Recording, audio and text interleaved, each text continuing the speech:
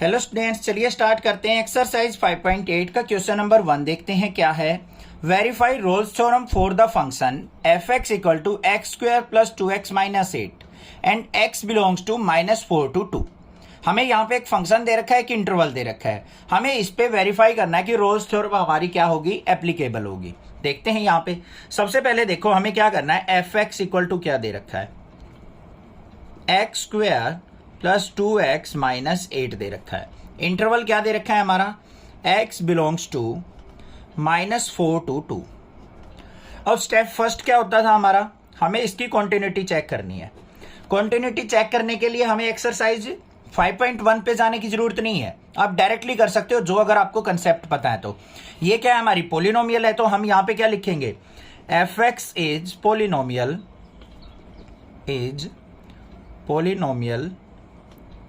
So it's continuous.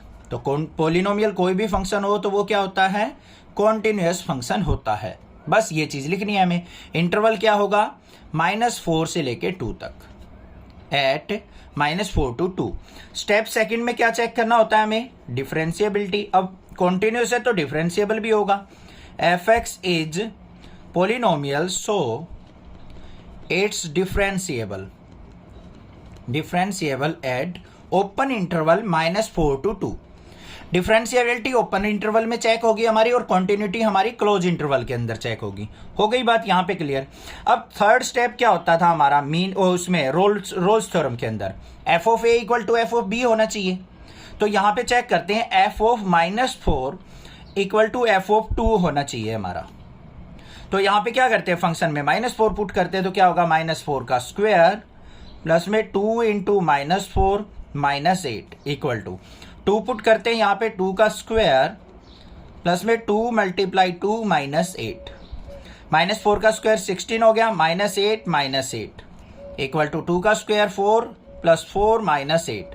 तो यहाँ पे देखो 16 - 16 और यहाँ पे भी 8 -8, 0 इक्वल टू 0 आ गया या नहीं आ गया, मतलब F of A equal to F of B आ गया मेरा। यहाँ पे लिख भी देंगे F of A equal to किसके हो गया, एफ ऑफ बी के। इसका मतलब तीनों स्टेप हमारे सेटिस्फाई हो गए, तो हमारी यहाँ पे रोल्स थ्योरम भी क्या होगी, सेटिस्फाई। यहाँ पे लिखेंगे हम, सो रोल्स थ्योरम सेटिस्फाइड। तो रोल्स थ्योरम क्या होगी, यहाँ पे सेटिस्फाइड होगी। अब रोल्स थ्योरम सेटिस्फाई हो गई तो हमें क्या निकालना है, सी की वैल्यू निकालनी है। वो कैसे निकलेगी हमारी, f dash C equal to 0 put करके। अब एफ डैश सी 0 कैसे पुट होगा, ध्यान से देखो। हमें सबसे पहले क्या निकालना पड़ेगा, एफ डैश एक्स निकालना पड़ेगा। क्या होगा इसका डेरिवेटिव, एक्स स्क्वायर का 2x और 2x का 2x प्लस 2 आ गया। तो यहाँ पे f dash c is equal to क्या हो जाएगा मेरा, 2c प्लस 2, और इसको हम किसके इक्वल पुट करेंगे, f dash C equal to 0। इसका मतलब 2c प्लस 2 इक्वल टू 0 हो गया, और 2c इक्वल टू क्या हो गया, ये राइट साइड गया -2, और c इज इक्वल टू क्या हो गया, -2/2 मीन्स क्या आ गया, -1 आ गया ना। c की वैल्यू क्या आ गई, -1।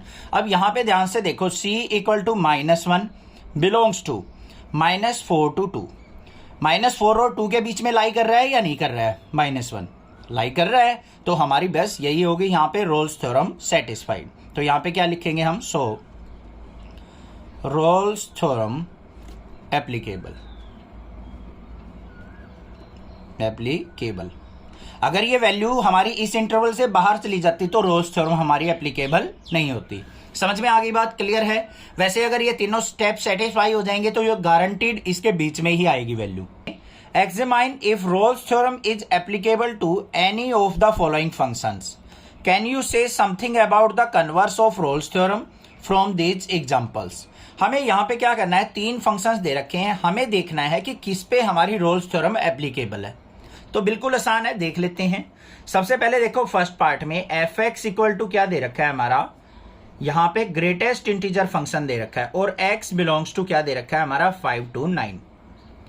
अब बच्चों एक्सरसाइज 5.1 के अंदर पढ़ा था, जो ग्रेटेस्ट इंटीजर फंक्शन होता है हमारा, ना तो वो कॉन्टिन्यूस होता है ना ही डिफरेंशिएबल होता है।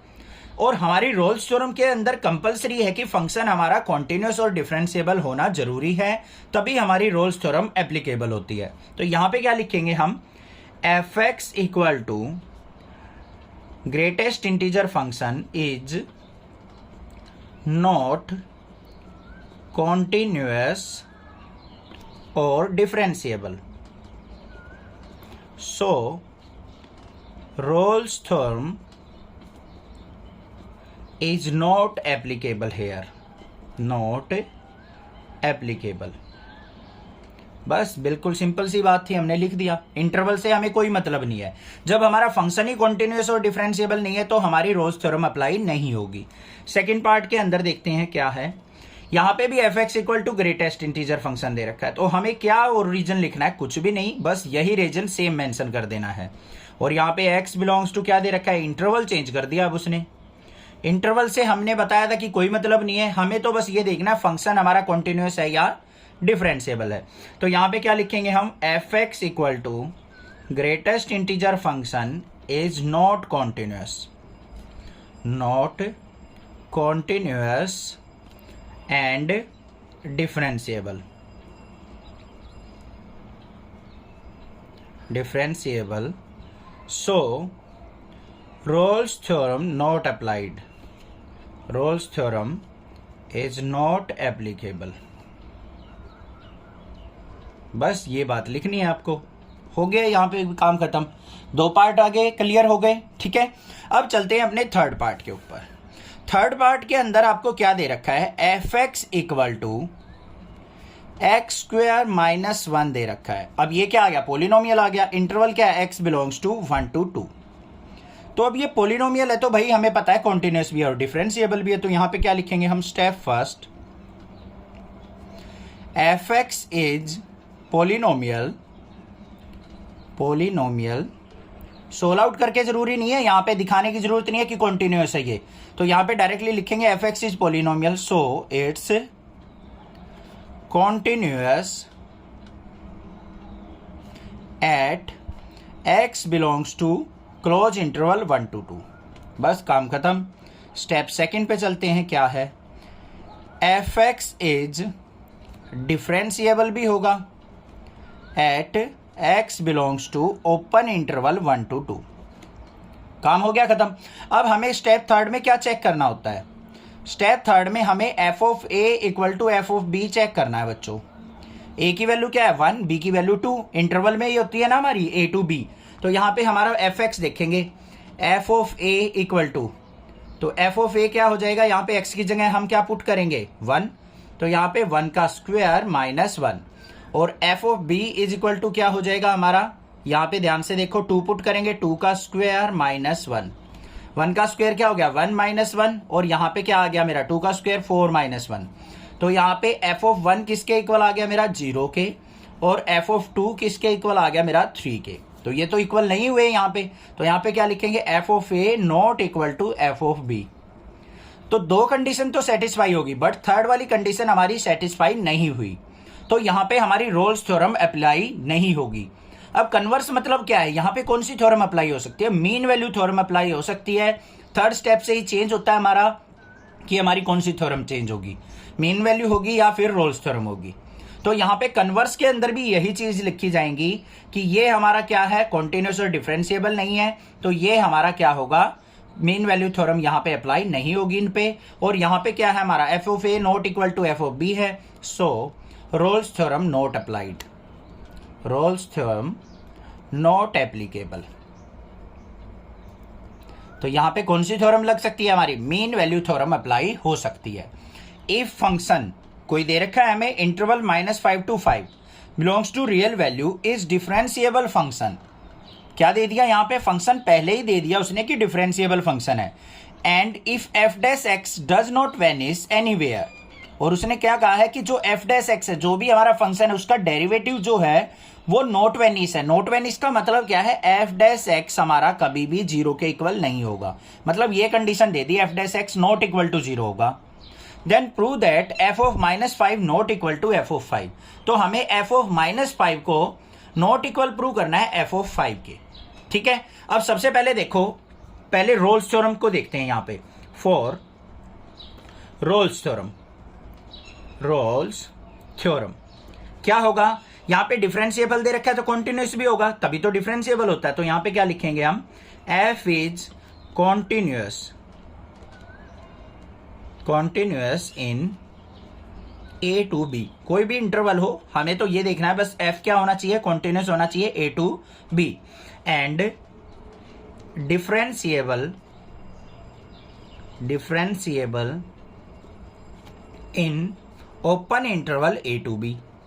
और उसके बाद क्या होता है हमारा, F of A equal to F of B होना चाहिए। ये कंडीशन होती है हमारी किसके लिए, रोल्स थ्योरम के लिए। हमने राइट डाउन कर दी। अब यहां पे फिर हम क्या करते हैं, f dash C equal to क्या करते हैं हम 0, और जो सी होता है हमारा वो बिलोंग्स टू क्या होता है, ए टू बी। ये बात आपको पता लग गई या नहीं? ये मैंने क्यों लिखी है, रीजन सुन लो। यहां पे उसने क्या कहा है कि F dash X does not vanish, मतलब F dash x not equal to 0 होना चाहिए हमारा। ध्यान से सुनो क्या कहा है उसने, f dash x not equal to 0, तो इसका मतलब क्या है, F dash c not equal to 0 होगा। बट हमारा रोल्स थ्योरम कब अप्लाई होती है, जब f dash C equal to 0 हो। तो ये तो इसके अपोजिट हो गया यहां पे। तो यहां पे क्या लिखेंगे, we are given that f function जो दे रखा है हमें, is continuous and differentiable at -5 to 5। ये इंटरवल दे रखा है हमें जिसके अंदर हमारा गिवन फंक्शन क्या है, कॉन्टिन्यूअस भी है और डिफरेंशिएबल भी है। तो यहां पे f dash c not equal to 0 कह रखा है उसने, f dash x equal to not 0 कह रखा है ना, पहले ये लिख दो बेशक, f dash x not equal to 0, इसका मतलब F dash c not equal to 0 होगा। बट ये कंडीशन तो हमारी किसके अंदर अप्लाई नहीं होती, रोल्स थ्योरम में अप्लाई नहीं होती। तो यहां पे क्या हो जाएगा हमारा, F of A not equal to F of b हो जाएगा।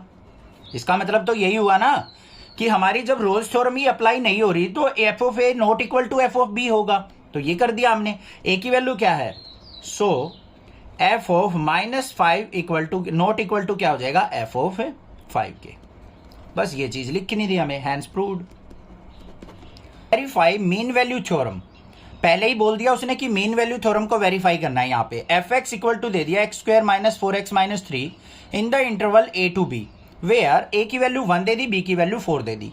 अब यहाँ पे इंटरवल देने की बजाय ऐसे भी दे देता वो x बिलोंग्स टू 1 to 4, या फिर ऐसे दे दिया a to b और a और b की वैल्यू अलग मेंशन कर दी, बात बराबर है। अब मीन वैल्यू थ्योरम को हम यहाँ पे सेटिस्फाई कैसे करेंगे, वेरीफाई कैसे करेंगे, देखो। सबसे पहले देखो हमारे पास फंक्शन क्या दे रखा है, f x equal to x² - 4x - 3। Step first क्या होगा, कॉन्टिन्यूटी चेक करना। अब पोलिनोमियल है तो यहां पे क्या लिखेंगे, f x is continuous f x is continuous as f x is polynomial. हमने घुमा दिया इस लाइन को, या वैसे तो लिखनी थी f x is polynomial so it's continuous, but हमने लिख दिया था f x is continuous as f x is polynomial. और इंटरवल क्या दे रखा है, x belongs to close interval 1 to 4। बात क्लियर। स्टेप सेकंड में अब कॉन्टिन्यूअस है तो डिफरेंशिएबल भी होगी। F x is polynomial so it's differentiable, तो ये क्या होगी, डिफरेंशिएबल भी होगी। x belongs to open interval 1 to 4। Differentiable हमारा ओपन इंटरवल में होता है और कॉन्टिन्यूटी हम चेक करते हैं क्लोज इंटरवल के अंदर। बात हो गई क्लियर यहाँ पे, ठीक है। क्योंकि हम अगर यहाँ पे ओपन इंटरवल ले लेंगे तो कॉन्टिन्यूटी नहीं चेक हो पाएगी। एक्सरसाइज 5.1 के अंदर सीखा था हमने, ये बात हो गई। अब उसके बाद हमने क्या निकालना है, सबसे पहले यहाँ पे ऑलरेडी बता दिया उसने, मीन वैल्यू थ्योरम को सेटिस्फाई करके दिखाना है। तो इसका मतलब F of A equal to F of b नहीं होगा यहाँ पे, बट हमें तो निकालना है। एफ ऑफ ए निकाल लेते हैं। एफ ऑफ ए क्या होगा हमारा, एफ एक्स दे रखा है यहाँ पे, एफ एक्स इक्वल टू क्या दे रखा है हमारा, x² - 4x - 3। तो एफ ऑफ ए मतलब एफ ऑफ 1 इक्वल टू क्या हो जाएगा, यहाँ पे x की जगह 1 पुट कर देंगे, 1 का स्क्वायर -4 × 1 - 3, तो कितना आ गया यहाँ पे 1 - 4 - 3, तो माइनस का 6 आ गया। फिर हम एफ ऑफ 4 निकाल लेते हैं, तो क्या हो जाएगा, 4 का स्क्वायर -4 × 4 - 3, 4 का स्क्वायर क्या हो गया 16, -4 4 जा 16 -3, तो ये किसके इक्वल आ गया, -3 के। देखो f of 1 not equal to F of 4 है, इसीलिए हमारी मीन वैल्यू थ्योरम यहाँ पे अप्लाई हो रही है, ठीक बात। अब हमें क्या निकालना है, एफ डैश x निकालना है पहले। एफ डैश एक्स क्या होगा, इसका डेरिवेटिव कर लो, 2x माइनस 4 हो गया। तो एफ डैश सी किसके इक्वल हो गया हमारा, x की जगह c पुट कर देंगे, 2c माइनस 4। अब मीन वैल्यू थ्योरम के अंदर हमारी कंडीशन क्या होती है वो हम यहां पे पुट करेंगे। क्या है, F dash C equal to किसके होता है, F of B minus F of A upon में B minus A. This is the condition. F dash C देखो बच्चों क्या है, 2c minus 4 equal to F of B कितना आया है हमारा, -3 आया है, माइनस में एफ ऑफ ए क्या है, माइनस का 6 अपॉन में बी माइनस ए, बी की वैल्यू क्या है 4 माइनस 1। क्लियर, इसको पुट करते हैं, 2c माइनस 4 इक्वल टू ऊपर प्लस के 6 में से 3 गया, 3 अपॉन में 3, तो ये कट गया, यहाँ पे आ गया 1।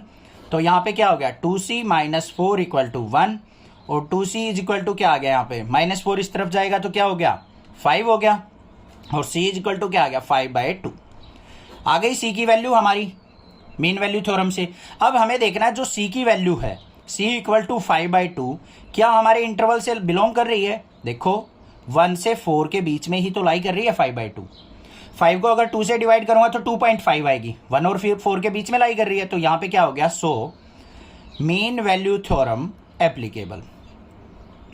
एप्लीकेबल या फिर सेटिस्फाइड। बस ये काम करना था, आ गया समझ में। Verify mean value theorem if f x equal to x cube minus 5x square minus 3x in the interval a to b where a equal to 1 और b इक्वल टू 3। ठीक है, इंपॉर्टेंट क्वेश्चन है ये, ध्यान से करना, exam में जरूर आता है ये। और यहां पे और क्या कह रखा है, find all c belongs to 1 to 3, और हमें c की वैल्यू निकालनी है जो 1 और 3 के बीच में लाई कर रही हूं। For which f dash C equal to 0, ये अलग चीज दे रखी है, कहीं आप इसको और इसको रिलेट करने लग जाओ। पहले हम मीन वैल्यू थ्योरम को अपनी सेटिस्फाई करके दिखाएंगे, वेरीफाई करके दिखाएंगे अब वो कंडीशन से। देखो क्या दे रखा है, एफ एक्स इक्वल टू क्या दे रखा है हमें, x cube minus 5x square minus 3x, और इंटरवल क्या दे रखा है, at x equal to a to b बोल रखा है बच्चों। इसका मतलब a की वैल्यू क्या दे रखी है, तो x इक्वल टू मतलब x बिलोंग्स टू 1 to 3, इसको बिलोंग्स टू लिख लेना, ये बात दे रखी है हमें। यहां पे हमें मीन वैल्यू थ्योरम अपनी अप्लाई करके दिखानी है। अब मीन वैल्यू थ्योरम अप्लाई कैसे होगी, सबसे पहले देखो ये पॉलिनोमियल है, तो यहां पे क्या लिखेंगे, f x is polynomial so it's continuous and differentiable in interval. Continuous किस में होगा, क्लोज इंटरवल में 1 to 3 and open interval 1 to 3 लिख दिया हमने। कॉन्टिन्यूअस भी है और हमारा डिफरेंशिएबल भी है। तो अब उसके बाद हमें कौन सी कंडीशन पे चलना होता है, नेक्स्ट कंडीशन, मतलब इसका डेरिवेटिव निकाल लो। एफ डैश एक्स किसके इक्वल हो जाएगा, यहाँ पे 3x स्क्वायर माइनस में 10x माइनस 3, ये आ गया मेरा एफ डैश एक्स। अब हमें क्या करना है, मीन वैल्यू थ्योरम के अंदर हमारा क्या होता है, F dash c is equal to क्या होगा, यहाँ पे c पुट करेंगे 3c square minus 10c minus 3, और हमें क्या निकालना है, यहाँ पे इन दोनों इंटरवल पे वैल्यू भी निकालनी है। तो f ऑफ 1 किसके इक्वल हो जाएगा हमारा, 1 का क्यूब माइनस 5 इंटू 1 का स्क्वायर माइनस में 3 इंटू 1, क्या आ गया यहाँ पे 1 का क्यूब 1 माइनस 5 माइनस 3, ये आ गया माइनस का 7।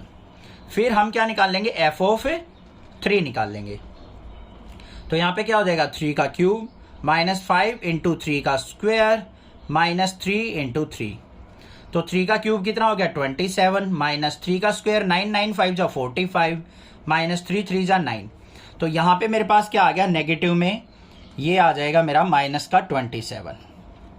तो एफ ऑफ ए हमारा क्या आ गया -7, एफ ऑफ बी क्या आ गया माइनस का 27। अब हमें यहाँ पे मीन वैल्यू थ्योरम अप्लाई करनी है, तो क्या होता है, F dash C equal to F of B minus F of A upon में बी माइनस ए, यही तो होती है। एफ डैश सी देखो क्या है, ये रहा, क्या है 3c square minus 10c minus 3 equal to F of B कितना है बच्चों मेरा माइनस का 27 minus of f of a क्या है माइनस का 7 अपॉन में बी माइनस ए, बी की वैल्यू 3 माइनस 1। सिंप्लीफाई कर लो इसको, तो यहाँ पे 3c square minus 10c minus 3 equal to, ये प्लस का 7 हो जाएगा, ऊपर क्या आ गया माइनस का 20/2, मतलब क्या आ गया माइनस का 10। -10 को इस तरफ लेके आएंगे तो हमारे पास क्या आ जाएगा, 3c square minus 10c minus 3 plus 10 equal to 0। तो क्या आ गया, 3c square minus 10c plus में 7 इक्वल टू 0। आ गया है, नहीं आ गया। अब इसके फैक्टर कर लो, 7 3 जा 21। ऐसे फैक्टर करने हैं, मल्टीप्लाई करें तो हम 21 आए, ऐड सब्ट्रैक्ट करें तो -10 आए, बिल्कुल ईजी है। 3c स्क्वायर और यहाँ पे क्या आ गया, माइनस का 7c माइनस का 3c plus 7 equal to 0। First two term में से कुछ भी कॉमन नहीं आ रहा, c कॉमन, तो अंदर क्या हो जाएगा 3c माइनस 7, यहाँ पे -1 कॉमन तो 3c माइनस 7 इक्वल टू 0। तो यहाँ पे एक तो फैक्टर आ गया 3c माइनस 7 और एक फैक्टर आ गया c माइनस 1। तो यहाँ पे c की वैल्यू क्या आ जाएंगी हमारी, c की वैल्यू एक तो 7/3 आ गया, एक c की वैल्यू आ गई 1। अब ध्यान से देखो, हमारी जो c की वैल्यू है क्या है, c इक्वल टू 7/3, ये बिलोंग्स टू 1 to 3 है या नहीं है, या नहीं है, देखो। और 1 भी हमारा क्या है, c equal to 1 belongs to 1 to 3।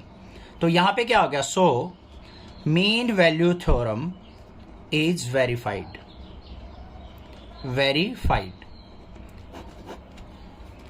हो गई बात समझ में, क्लियर हो गया होगा क्वेश्चन, कोई दिक्कत नहीं है, बिल्कुल सिंपल से स्टेप्स थे। अब हमें एक चीज और प्रूव करनी है यहाँ पे बच्चों, एफ डैश सी अगर मेरा 0 हो, जो रोल्स थ्योरम में लेते हैं हम, f dash C equal to 0 हो और सी की वैल्यू हमने फाइंड आउट करनी है जो बिलोंग्स टू 1 to 3 हो, वो सारी वैल्यू निकालनी है, तो वो और निकाल लेते हैं एक बार। इसके लिए हमें एफ डैश सी चाहिएगा, तो एफ डैश एक्स देखो मेरा क्या आया था बच्चों, एफ डैश एक्स आया था मेरा 3x स्क्वायर माइनस का 10x माइनस 3 आया था, क्लियर है। अब हमें f dash C equal to 0 करना है, तो x की जगह c पुट कर लिया, 3c square minus 10c minus 3, इसको 0 के इक्वल पुट कर दो, f dash C equal to 0। इसका मतलब क्या हो गया, 3c square minus 10c minus 3 equal to 0। अब हमारे पास यहाँ पे फैक्टर देखो, 3 3 जा क्या हो गया 9, हम मल्टीप्लाई करें तो 9 आए और ऐड सब्ट्रैक्ट करें तो हमारा क्या आ जाए, 10 आ जाए। तो ऐसे तो फैक्टर हमारे बन ही नहीं रहे कोई भी, कि हम मल्टीप्लाई करें तो माइनस का 9 आए और ऐड सब्ट्रैक्ट करें तो -10 आए। तो यहाँ पे हम क्या करेंगे, स्प्लिटिंग द मिडल टर्म से फैक्टर नहीं होंगे। अब हमें यहाँ पे लगाना पड़ेगा क्वाड्रेटिक फॉर्मूला। इसको कंपेयर करो किससे, A C square plus B C plus C से। तो a की वैल्यू क्या होगी 3, b की वैल्यू क्या होगी -10 और c की वैल्यू क्या होगी -3, ठीक है। अब क्वाड्रेटिक फॉर्मूला क्या होता था हमारा, यहाँ पे c इक्वल टू क्या हो जाएगा -b, यहाँ पे क्या होता था हमारा -b plus minus under root b square minus 4ac divided by 2a, ये तो फॉर्मूला था हमारा, ठीक है, क्वाड्रेटिक फॉर्मूला। तो c इक्वल टू क्या हो गया -b माइनस 10 क्या हो गया प्लस का 10 plus minus under root b का स्क्वायर -10 का स्क्वायर 100 माइनस 4 मल्टीप्लाई a की वैल्यू 3 c की वैल्यू -3 अपॉन में 2a 2 मल्टीप्लाई 3। आगे ना बात समझ में, क्लियर है। तो c की वैल्यू देख लेते हैं क्या क्या आएंगी, c इक्वल टू एक बार तो 10 प्लस अंडर रूट 100 माइनस 3 3 जा 9 9 4 जा क्या हो गया हमारा 36, तो यहाँ पे प्लस में 36 अपॉन में क्या हो जाएगा 3 2 जा 6, और दूसरी c की वैल्यू क्या होगी 10 minus under root 100 plus 36 upon में 6। ये दो c की वैल्यू पॉसिबल होंगी, इसको सिंप्लीफाई कर लो। अब यहाँ पे हमारे पास क्या है अंडर रूट 136। अब अंडर रूट 136 को करने से पहले हम देखो क्या कर लेंगे, c equal to 10 plus under root 136, यही है ना हमारा 36 और 100, तो ये किसके इक्वल हो जाएगा हमारा 34 4 जा होता है, तो इसको मैं क्या लिख सकता हूँ 4 मल्टीप्लाई 34। 136 किसके इक्वल होता है हमारा 34 इंटू 4 अपॉन में क्या लिख दिया 6। तो यहाँ पे भी क्या हो जाएगा c equal to 10 minus under root 4 multiply 34 upon में 6 लिख सकता हूँ या नहीं, बस c की वैल्यू कैलकुलेट करनी है अब हमें। तो c इक्वल टू क्या आ गया 10 प्लस यहाँ पे 4 का रूट क्या हो गया 2 अंडर रूट 34/6, और दूसरी वैल्यू क्या हो गई हमारी 10 minus under root 2 under root 34/6। 34 का रूट बता दो जल्दी से क्या होता है, 10 प्लस 2 मल्टीप्लाई 34 का रूट हमारा होगा नियर अबाउट 5.8 के, क्योंकि 36 का 6 होता है, तो हमारा 34 उससे थोड़ा सा वैल्यू कम है, तो यहाँ पे नियर अबाउट क्या हो जाएगा 5.8 हो जाएगा डिवाइड बाय 6, और यहाँ पे 10 minus 2 multiply 5.8 divided by 6 near about ले रहे हैं हम, कोई दिक्कत की बात नहीं है। c इक्वल टू क्या आ गया यहाँ पे 10 प्लस 2 की इससे मल्टीप्लाई करेंगे तो क्या आ जाएगा 2 8 जा हमारा 16 हो गया, कैरी 1, 2 5 जा 10 और 1 11.6/6। और यहाँ पे दूसरी वैल्यू क्या आएगी 10 माइनस 11.6/6। तो सी की वैल्यू देखो बच्चों क्या आ गई यहाँ पे, एक तो 21.6/6 आ गई और एक आ गई मेरी यहाँ पे माइनस का 1.6/6। तो यहाँ पे कैलकुलेट करूँ अगर मैं 6 से डिवाइड करके तो क्या आ जाएगी 6 3 जा 18 और यहाँ पे क्या हो गया 36 6 3.6 के आसपास आ गई मेरी, आ गई। और यहाँ पे देखते हैं 1.6 को 6 से डिवाइड करेंगे तो क्या आएगा मेरा, यहाँ पे डिवाइड नहीं हो रहा तो माइनस का 0.62 जा 12 40 हो गया, 6 6 जा 36 माइनस का 0.26 आ गई समथिंग, यही आ गई ना। देखो ये हो गया 40 हो गया मेरा, ये 16 6 2 जा 12 40, हाँ ठीक है। अब यहाँ पे देखो सी की वैल्यू एक तो 3.6 आई है, एक माइनस का 0.26 आई है। क्या ये वैल्यूज हमारे इंटरवल से बिलोंग कर रही हैं? ध्यान से देखो 1 से 3 के बीच में है या नहीं है? नहीं है, क्योंकि एक नेगेटिव वैल्यू है वो भी इंटरवल से बाहर चली गई, एक 3 से बड़ी वैल्यू है वो भी इंटरवल से बाहर चली गई। तो यहाँ पे क्या लिखेंगे हम, c इक्वल टू 3.6 और माइनस का 0.26 नॉट बिलोंग्स टू क्या 1 2 3। तो यहां पे कोई भी ऐसी वैल्यू पॉसिबल नहीं होगी जो इसके बीच में लाई करे। Examine the applicability of mean value theorem for all 3 functions given in the above exercise 2। जो क्वेश्चन नंबर 2 में 3 फंक्शन दे रखे थे हमें, उन पे देखना है कि मीन वैल्यू थ्योरम हमारी अप्लाई होती है या नहीं होती है। ठीक है भाई, देख लेते हैं। फर्स्ट पार्ट में हमें एफ एक्स क्या दे रखा था, हमें दे रखा था यहां पे ग्रेटेस्ट इंटीजर फंक्शन। अब ग्रेटेस्ट इंटीजर फंक्शन था तो वो क्या था, ना तो कॉन्टिन्यूस था ना डिफरेंशिएबल था, तो हमारी मीन वैल्यू थ्योरम भी नहीं अप्लाई होगी और रोल्स थ्योरम भी अप्लाई नहीं होगी। तो यहां पे क्या लिखेंगे, सेकंड पार्ट भी साथ में लिख लो। एफ एक्स इक्वल टू क्या था, ये भी ग्रेटेस्ट इंटीजर फंक्शन दे रखा था, तो यहां पे लिखेंगे f x equal to greatest integer function is not continuous and differentiable, so mean value theorem is not applicable। तो दोनों पार्ट पे हमारी मीन वैल्यू थ्योरम एप्लीकेबल नहीं होगी, बस ये लिख देना आपको और कुछ नहीं करना। अब बात आती है थर्ड फंक्शन की। थर्ड फंक्शन क्या दे रखा था हमारा, एफ एक्स इक्वल टू, वो हमारा पोलिनोमियल फंक्शन दे रखा था बच्चों x² - 1 और x क्या दे रखा था, बिलोंग्स टू 1 to 2। अब यहां पे देखो हम क्या लिखेंगे, हम F x is continuous and differentiable, so mean value theorem is applicable. तो यहां पे क्या हो जाएगी, हमारी मीन वैल्यू थ्योरम एप्लीकेबल होगी, क्योंकि यहां पे एफ ऑफ ए, यहां पे एफ ऑफ ए क्या है, not equal to F of b भी है। अब सबसे पहले हमें क्या निकालना है, एफ डैश एक्स निकालना है। एफ डैश एक्स किसके इक्वल हो जाएगा, इसका डेरिवेटिव 2x आ गया। अब यहां पे इंटरवल हमारा 1 to 2 दे रखा है, तो एफ डैश सी किसके इक्वल हो जाएगा, हमारा 2c के इक्वल। ठीक है, अब मीन वैल्यू थ्योरम क्या कहती है हमारी, जो एफ डैश सी है वो किसके इक्वल होता है, F of B minus F of A upon में बी माइनस ए, यही तो होती है। अब हमें एफ ऑफ बी और एफ ऑफ ए की वैल्यू चाहिए, ए की वैल्यू 1 है, बी की वैल्यू 2 है, फंक्शन के अंदर पुट कर लो। तो यहाँ पे f of a is equal to क्या हो गया, 1 पुट करेंगे तो 1 का स्क्वायर माइनस 1, तो f of A equal to क्या आ गया मेरा 0। एफ ऑफ बी निकाल लेंगे तो 2 पुट करेंगे, 2 का स्क्वायर माइनस 1, तो ये क्या आ गया, f of b equal to क्या आ गया मेरा 3। पुट कर दो यहाँ पे, एफ डैश सी की वैल्यू क्या है 2c equal to F of b क्या है 3 माइनस 0 अपॉन में बी माइनस ए मतलब 2 माइनस 1। तो यहाँ पे 2c इज इक्वल टू क्या आ गया 3/1, तो c इज इक्वल टू क्या आ जाएगा, 2 नीचे जाएगा तो 3/2 आ गया। c की वैल्यू क्या आ गई 3/2, और यहाँ पे c इक्वल टू 3/2 बिलोंग्स करती है हमारी 1 से 2 के बीच में। 3/2 का मतलब 1.5 होता है, 1 और 2 के बीच में लाई कर रही है, तो यहाँ पे क्या हो जाएगा, so mean value theorem is applicable या satisfied, applicable on part third. तो इसके ऊपर हमारी मीन वैल्यू थ्योरम अप्लाई हो सकती है, फर्स्ट 2 के ऊपर मीन वैल्यू थ्योरम अप्लाई नहीं होगी। आई होप क्लियर हो गया क्वेश्चन, कोई भी दिक्कत नहीं होगी। कोई भी प्रॉब्लम लगे तो आप मुझे कमेंट करके जरूर पूछ सकते हैं। अदरवाइज चैनल को सब्सक्राइब कीजिए, लाइक कीजिए और शेयर कीजिए। Thank you students for watching next classes video.